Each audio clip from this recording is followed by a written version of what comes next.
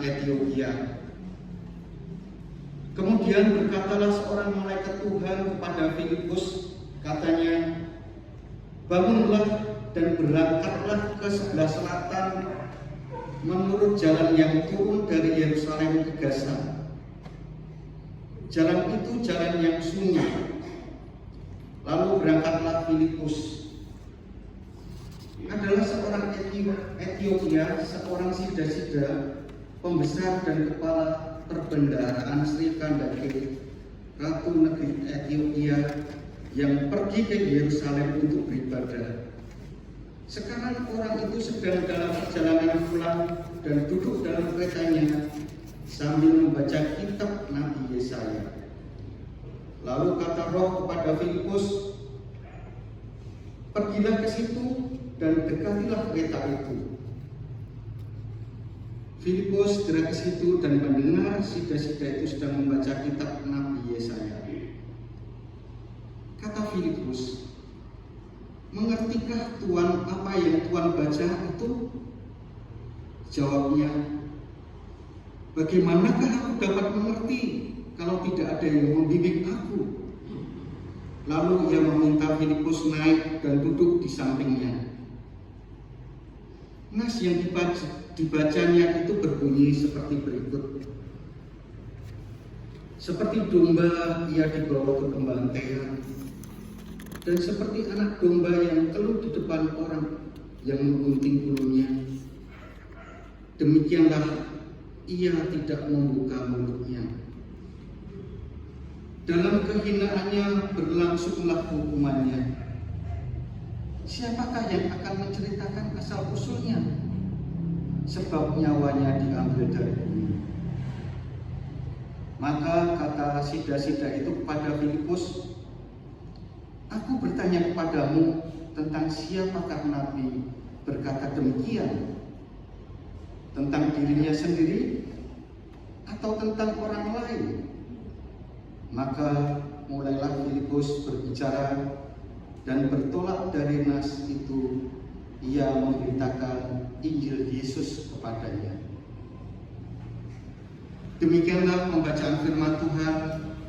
Yang berbahagia ialah mereka yang mendengarkan firman Allah dan yang memeliharanya. Haleluya. Haleluya. Haleluya. Haleluya.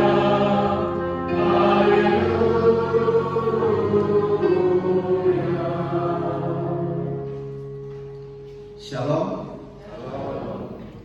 Apa kabar hari ini? Sehat. Puji Tuhan ya, tentunya bersemangat kita diberikan kehidupan pada pagi hari ini, diberikan kesempatan mengawali hari kita dengan bersama-sama mendengarkan firman Tuhan. Jemaat yang dikasihi Tuhan, jika memperhatikan liturgi ibadah kita pada hari ini, agak ada yang berbeda dari liturgi minggu yang biasa kita lalui. Kita tadi diajak bersama menyanyikan himne GKSBS di sela-sela pujian ibadah minggu kita. Mengapa? Ya, karena hari ini adalah hari istimewa bagi Sinode GKSBS. Karena Sinode GKSBS hari ini genap berulang tahun yang ke-36 tahun. Bapak Ibu, saudara yang dikasihi Tuhan, jika misalnya kita diminta menyebutkan satu atau dua kata yang ada di benak kita tentang Sinode GKSBS, apa kira-kira yang Bapak Ibu Saudara ketahui tentang Sinode GKSBS? Adakah yang kira-kira begitu mengingat Sinode GKSBS, apa yang terbersih di pikiran kita? Ada yang mau coba jawab? Ngelari. Melari. Ya baru tadi ya, melari. Bukan lari ya, tapi melari. Ada lagi? usah ditanya, Sigit, kira-kira apa yang terbersih di benakmu ketika kamu mendengar kata-kata Sinode GKSBS? Yang ada di bayangan saya adalah rumah bersama. Apa artinya ketika saya ditanya, kenapa rumah bersama? Sinode GKSBS membuka tangan untuk siapapun hidup bersama, tidak memandang asal usul, tidak memandang besar kecil, tidak memandang etnis. Inilah rumah kita, rumah bersama. Dan inilah makna yang mau dikembangkan oleh Sinode GKSBS dan saat ini terus berlangsung, di mana GKSBS hadir dan bisa memberi makna bagi dirinya sendiri dan bagi pihak lain. Jika diizinkan pertanyaan satu lagi, apa yang Bapak Ibu Saudara ketahui tentang visi misi dari GKSBS Tanjung Karang? Adakah yang tahu? Bapak Ibu, kita sudah lama bergereja bersama. Visi misi dari gereja GKSBS Tanjung Karang, Gereja yang menjadi berkat bagi masyarakat. Gereja yang menjadi berkat bagi masyarakat. Apa artinya?